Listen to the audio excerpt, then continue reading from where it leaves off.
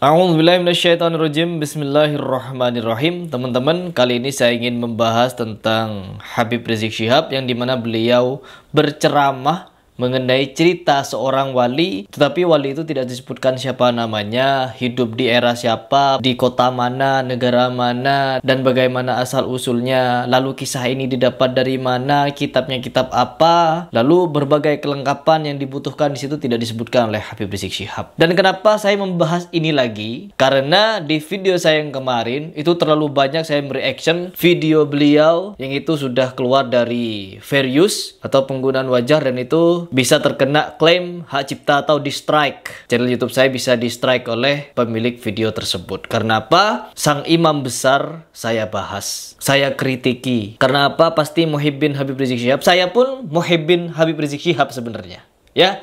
Tetapi karena saya sudah mendengar ceramah halu itu, saya sudah tidak mau menjadi muhibbin lagi, ya. Saya tidak mau menjadi muhibbin siapapun sekarang. Dan di sini teman-teman, di video itu saya juga akan sertakan linknya di bawah agar kalian bisa menyimak. Dan video itu juga sudah saya download. Apabila ada orang yang tidak berkenan, dan saya juga tidak akan menguploadnya, tetapi isi videonya akan saya bahas. Yang pertama, di situ Habib Rizik Syihab menceritakan tentang seorang wali yang dimana wali itu berlaku zuhud, berlaku warok, membersihkan hati, bertakwa. Dengan perbuatan itu, dengan amalan-amalan tersebut, bisa mendapatkan derajat yang mulia, sehingga bisa mendapatkan karomah yang berbentuk dia bisa membedakan mana hadis dhaif, mana hadis maudhu, dan mana hadis sahih. Yang pertama, kata Habib Rizik Syihab, apabila dia, si wali ini, melihat orang berbicara tentang hadis, dan hadis yang disampaikan itu adalah sahih, maka mulutnya akan bercahaya. Tetapi apabila dari mulutnya remang-remang, ada cahaya tapi remang-remang, itu dhaif. Tapi apabila tidak ada cahaya sama sekali, itu bukan hadis. Dan di sini teman-teman, ketika ditanyakan oleh anaknya, katanya si anak wali ini adalah seorang ulama hadis. Sehingga apa? Ketika ada orang yang bertanya tentang hadis, ulama tersebut masih mencari, masih buka kitab, dicari kitab-kitabnya. Tetapi kalau si bapak mendengar hadis, gak perlu buka kitab, langsung tahu mana yang benar, mana yang salah. Ya Allah. Dan itu bisa digunakan selamanya. Karomah itu bisa dipakai selamanya. Ibarat tongkat Nabi Musa, bisa Nabi Musa rubah jadi ular kapanpun Nabi Musa mau. Membelah lautan, Nabi Musa bisa membelah lautan itu kapanpun Nabi Musa mau. Ibarat seperti itu. Dan si wali ini punya karomah, bisa melihat cahaya dari mulut seorang kapanpun dia mau. Hadis loh yang diucapkan. Sehingga apa? Tentunya ini adalah kisah yang merendahkan para ahli hadis yang lain, ahli-ahli hadis yang terdahulu. Ketika menuntut ilmu, mengorbankan hartanya, mengorbankan waktunya, mengorbankan segala yang dia punya, sampai-sampai dia harus merantau kemana-mana untuk mendapatkan ilmu hadis. Enggak, kalau si wali ini enggak perlu merantau kemana-mana, duduk manis. Orang ngomong, kamu ngomong hadis, yuk ngomong hadis yuk, saya bisa tahu hadis dhaif, hadis maudhu, hadis sahih. Tinggal begitu. Ya Allah, bukan saya tidak percaya karomah, tetapi kalau karomah sudah merendahkan Imam Bukhari, merendahkan Imam Muslim, dan merendahkan imam-imam yang lain, imam hadis yang lain, ahli hadis yang lain, maka tidak patut untuk diterima kisah itu. Kasihan orang-orang yang belajar hadis itu. Sedangkan Nabi Muhammad saja, jangankan kepada hadis, ketika penghancuran Masjid Diror, kalian pasti tahu kenapa Masjid Diror itu dihancurkan. Padahal Nabi Muhammad sudah mau mengimami sholat di masjid tersebut. Tidak tahu Nabi Muhammad bahwa masjid itu dibangun oleh orang munafik. Gak tahu. Taunya kapan? Ketika ditegur oleh siapa? Oleh Allah Subhanahu wa Ta'ala. Ketika istrinya Aisyah dituduh berselingkuh, dituduh berzinah, Nabi Muhammad apa yang dilakukan? Nunggu wahyu untuk mengetahui hal tersebut benar terjadi atau tidak. Seperti ini loh Nabi. Oh enggak, kalau wali ini saking istimewanya sampai bisa mengetahui orang jujur dan bohong, berdusta atas Nabi, melemahkan syariat. Bapak Habib, saya bukan ingin menasehati, bukan ingin menggurui, tapi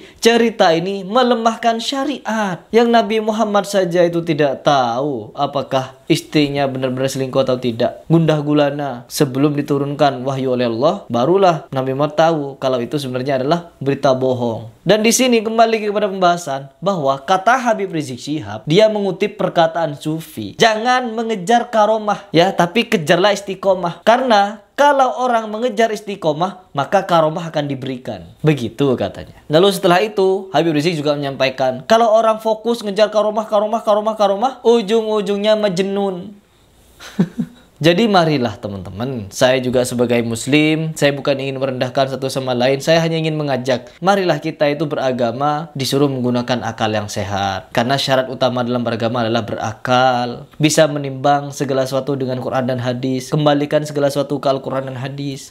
Begitu. Saya bukan ulama, saya bukan ustadz, saya bukan kiai, saya bukan gus, saya bukan siapa-siapa. Tetapi saya bisa membedakan antara yang hak dengan yang batil. Mana yang real, mana yang halu. Mana yang benar dan mana yang salah. Ini, saya bisa menyatakan kalau cerita yang Habib Rizik sampaikan itu adalah halu. Karena apa? Kisahnya sudah melemahkan syariat. Ya, beda halnya kalau Habib Rizik Syihab bercerita, oh dulu wali ini bisa terbang di udara, bisa sholat di atas air. Ya sudah, mungkin saja memang bisa. Karena daratan lagi gempa, dan dia tidak bisa sholat di daratan. Akhirnya diberikan karomah oleh Allah, sholat di atas air. Terus tiba-tiba banjir bandang besar-besaran di muka bumi. Terus si wali itu menyelamatkan diri karena dunia hampir punah, manusianya hampir punah, tinggal dia seorang nantinya. Akhirnya dia minta kepada Allah suatu pertolongan. Dan dia diterbangkan oleh Allah, mungkin bisa. Tetapi kalau ujuk-ujuk terbang, ujuk-ujuk sholat di atas air, omong kosong, ya, omong kosong. Allah menurunkan mukjizatnya, menurunkan karomahnya ketika di posisi tertentu. Beda halnya dengan orang-orang ketika mau dipukul pengajian, dia diem dulu berceramah. Tiba-tiba ada orang nyerang dari samping, membeku gitu. Mudah-mudahan mereka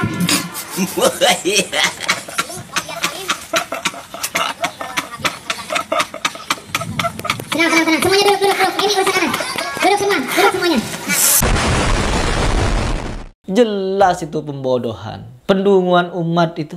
Jadi di sini saya merangkum apa yang Habib Rizik ceritakan di video tersebut. Dan saya sudah mendownload video itu, dan apabila ada orang yang tidak terima, saya bisa menyampaikan dan bisa memberikan video aslinya. Apabila video yang di channel tersebut dihapus, saya punya buktinya. Begitu. Baik teman-teman, mungkin itu saja yang ingin saya sampaikan. Kurang lebih saya mohon maaf. Apabila ada yang salah, itu murni dari kesalahan dan kekhilafan saya. Tetapi apabila ada yang benar, itu dari Allah Subhanahu wa Ta'ala.